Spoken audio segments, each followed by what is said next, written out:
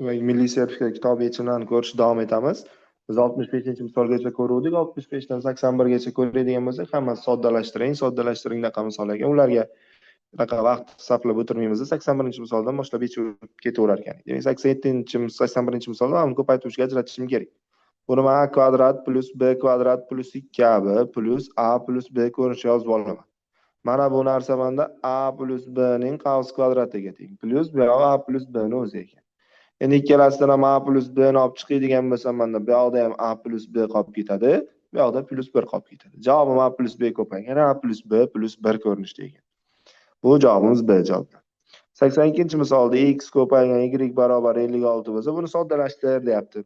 Men qaranglar, men qavs ichiga makhraj berib yuborsam, x minus y taqsim x y ning kvadrati bo'lingan. Tepada hammasini y 2 ni olib chiqsam, y kvadrat minus 2xy plus x kvadrat bo'lar ekan. Taqsim makhrajim x kub y kub. Endi buni o'zim turaveradi. X minus y ning kvadrat taqsim x kvadrat y kvadrat. Buni ko'paytirishga o'tkazsam, x kub y kub taqsim 2 ko'paytirilgan makhrajda x minus y ning kvadrati. X minus y ning kvadratlari bular qisqarsa, menda x ko'paygan y taqsim 2 qolib ketar ekan. X y ko'paytirib menda 56 ga teng edi, keltirib qo'ysam 56 taqsim 2. Buni ham javob 28 chiqar ekan. A javob. 80 e'tibor beringlar. Demak, mana bu b taqsim a ga bo'l degani tepaga chiqaz vor degani. Undan oldin makhraj beraman faqat a kvadrat. Shunda bittasini soddalashtirib ko'rsataman. Demak, 1 minus bs taqsim a kvadrat taqsim b taqsim a bo'ladigan bo'lsa, bunga a kvadrat bersam, a kvadrat minus bs taqsim a kvadrat a ni tepaga chiqazib yuboraman, b pastda turadi.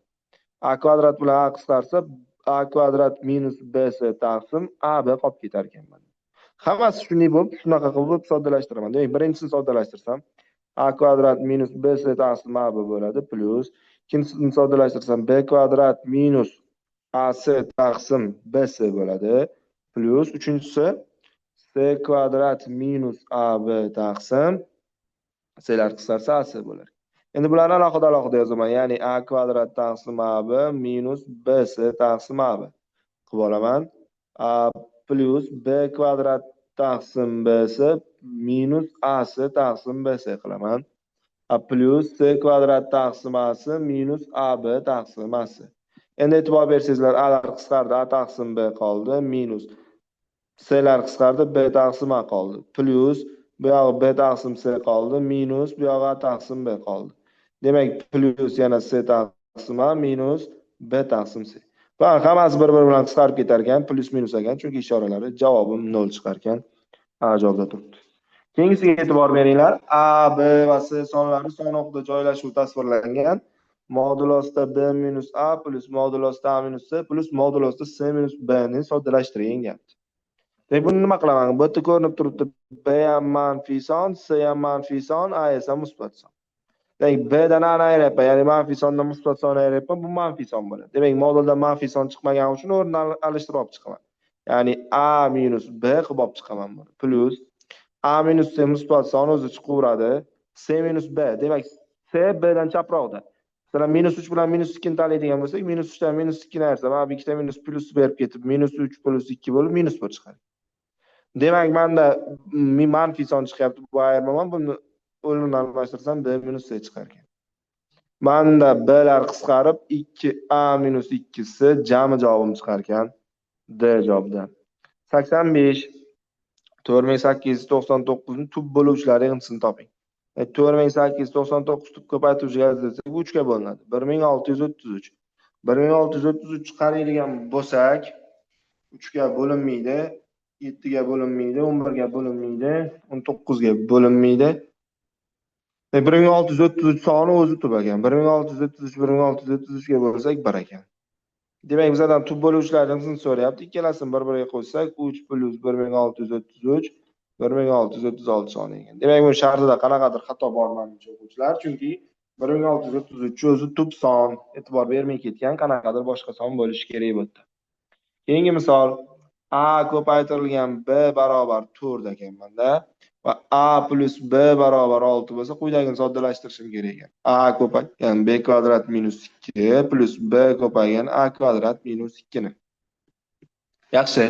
Buni avval ochib chiqaman. Ochib chiqsam AB kvadrat minus 2A bo'ladi plus. Buni ochib chiqsam A kvadrat B minus 2B. Endi qaranglar, mana bu ikkalasidan A ni olib chiqsam bo'ladi. A ni olib chiqsam A plus B qolar ekan. Minus 2 ni olib chiqsam bu yoqda ham A plus B qoladi. Endi keltirib qo'yaman A ni o'rniga 4 ni. 4 ko'paygan 6 bo'ladi. Minus bu yoq 2 ko'paytirilgan 6 bo'lar ekan. Hisoblasak 12 chiqar ekan.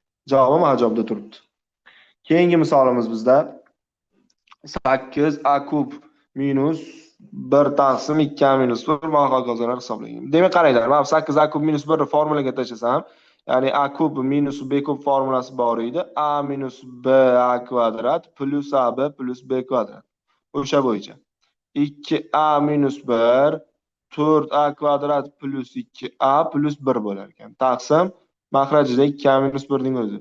Minus 2A barobar 21. Endi qaranglar, 2A minus 1 lar qisqaradi. 4A kvadrat plus 2A plus 1 minus 2A barobar 21. Ikkalar qisqarsa 1 bu yoqqa bo'lsam 4A kvadrat barobar 20. 4 ga bo'lib yuborsam A kvadrat barobar 5 ekan. Mana o'zi A kvadratning qiymatini toping deyatuvdi. Ildiz olishim shart emas. A kvadrat qiymati 5 chiqar ekan C javob. Keyingi misollar voy bu. Bu yog'i yaxshi ko'rinmagan ekan. Yaxshi. Demak, 87-misolgacha tugatdik o'quvchilar. Keyingi misollarni yana berib boraveramiz. Muhim bizga obuna bo'ling. Maksimal like bosib, yaqinlarga tarqatib qo'ying. Bu biz uchun juda muhim.